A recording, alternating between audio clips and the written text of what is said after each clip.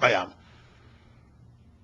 وہ آغا محسن الحکیم کے انگلش اور اردو کے انٹرپریٹر تھے اور ان کے ساتھ ہی بیٹھتے تھے. انہوں نے کہا ہاں میرے سامنے یہ واقعہ پیش آیا, سنی سنائی بات نہیں, اور وہ یہ ہے کہ جب تک کہ یہ ٹیررزم والا سلسلہ نہیں چلا تھا, مراجع کرام دن کا ایک وقت ان کا گھر کھلا رہتا تھا, جس کا دل چاہے چھوٹا ہو کہ بڑا ہو, عالم ہو کہ جاہل ہو, جس وقت چاہے اس وقت میں جو چاہے ان سے آ کے ملاقات کر سکتا.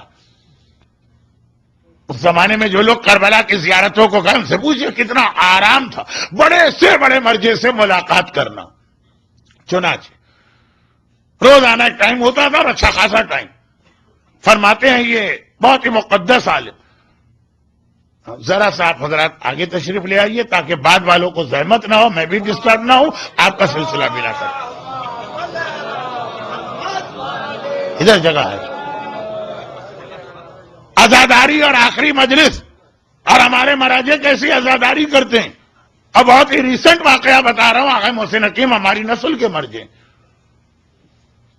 کہہ رہے ہیں کہ لوگ آتے ہیں. اچھا وہ جو وقت ہوتا ہے, بات کو میں پھیلا رہا ہوں یہ سوری, تو وہ جو وقت ہوتا ہے اس میں کچھ لوگ خالی زیارت کے لیے آتے ہیں, خاص طور پہ زوار.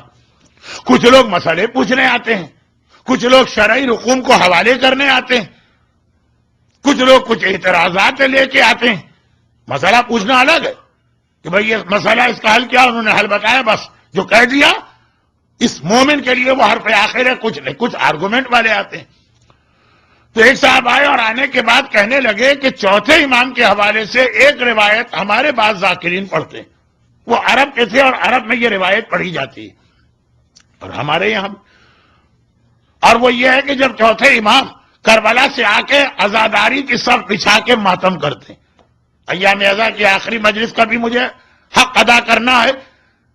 جو میرا موضوع چل رہا تھا اس پر بھی مجھے بات کرنا تھی جو میں نے کر لی, اور پھر 11ویں امام پہ بھی آنا ہے. اتنے سارے مشکل مرحلے بہت جلدی طے کرتا ہوں. تو اب یہ عزاداری کہا کہ چوتھے امام جب روتے تھے تو خون کے آنسو روتے تھے.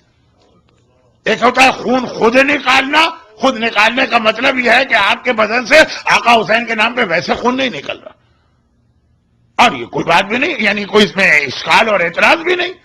پتھر روئے تھے خون کے آنسو, آسمان رویا تھا, 40 دن تک خون کی بارش ہوئی ہے. جس پتھر کو اٹھاتے تھے تازہ خون جوش مارتا ہوا نکلتا. یہ ہے ولایت تکوینی, یہ ہے معرفت تکوینی. کائنات کی ہر چیز ان کی معرفت رکھتی. کل تو میں پڑھ گیا پتا پتا بوٹا بوٹا, حال ہمارا جانے, آج نہیں پڑھنا چاہتا. کائنات کی ہر چیز جانتی ہے کہ حسین کیا ہے, غم حسین کیا. اب یہ آدمی کہتا ہے لیکن چوتھے امام, یہ محاورتاً کہا ہے کہ حقیقتاً یہ ایسا ممکن, اور کیسے ممکن. ہاں اگر ایک محاورتاً کہا, اردو میں بھی کہا جاتا جی ہمارا بیٹا بڑا نالائق نکلا ہے, اس نے تو والدین کو 8 آنسو رلوا دیے, خون کے آنسو رلوا, چلے ٹھیک. یا یہ کہ ایسا واقعہ ہوا, اور ہوا تو آپ جیسا مرجع, یعنی مرجع کا مطلب یہ ہے کہ شیعہ دنیا کا سب سے بڑا عالم, ایسی باتوں پہ کیسے اعتقاد رکھتے ہیں. چلے عوام بہت سی باتیں مان لیتے ہیں, لیکن آپ تو صاحب علم ہیں, کیسے ممکن. اب وہیں پر اس زمانے کے ایک بہت ہی مشہور نوحہ خان بھی بیٹھے ہوئے تھے مراجع کے پاس. زیارت کے وقت پہ سب لوگ آتے ہیں. انہوں نے کہا کوئی مرثیہ پڑھو, کوئی نوحہ پڑھو. آقا حسین کی رخصتی ایک ایسا مرحلہ ہے جس کے بارے میں کہا جاتا کہ شہزادی فاطمہ اکثر ذاکرین کو یہ پیغام بھجواتی ہیں میرے لال کی رخصتی ضرور پڑھنا. اس نے شروع کی. آغا حکیم, یہ ایک عام طریقہ آپ نے علماء کا دیکھا ہوگا کہ رومال آنکھوں پہ رکھا اور وہ بھی گریا کرنے لگا, سارا مجمع بھی رونے لگا. جب وہ نوحہ ختم ہوا 5 منٹ 6 منٹ کا, اور اپنی آنکھوں سے رومال ہٹایا تو پورا رومال خون میں بھرا ہے اور آنکھوں سے باقاً خون کے آنسو بہ رہے ہیں. کہا تو چوتھے امام کے بارے میں تعجب کر رہا ہے جو حسین کا بیٹا بھی ہے, حسین کا وارث بھی ہے, جس نے کربلا کا سارا واقعہ اپنی آنکھوں سے دیکھا.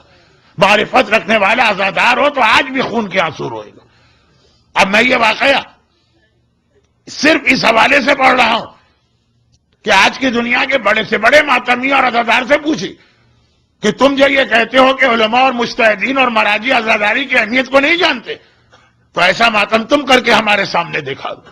یہ مراجے کی یہ معرفت ہے کہ خون واقعان خون، اور چونکہ وہ گھر کی تنہائی کا واقعہ نہیں ہے، وہ وقت ہے کہ جب سارے زائرین اور سارے علماء اور جو زیارت کرنے والے آئے ہیں وہ سب بیٹھے، اور جو صاحب اس وقت ہے ان سے میں نے براہ راست سنا، اگرچہ دیگر سورسز سے بھی اس کا کنفرمیشن لیا۔